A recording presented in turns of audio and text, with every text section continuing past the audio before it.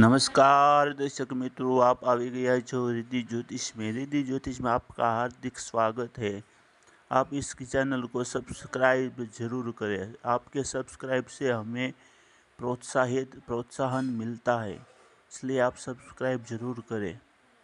पहले हम आज अगस्त महीना 2025 का कुंभ राशि का राशिफल देखेंगे। पहले करियर के बारे में जानेंगे। तो करियर में नई नौकरी या नए प्रोजेक्ट की शुरुआत हो सकती है। तकनीकी क्षेत्र से जुड़े लोगों के लिए बेहतरीन समय है। आर्थिक स्थिति बजट में संतुलन बनाए रखें। बैंकिंग और इंश्योरेंस से लाभ संभव है।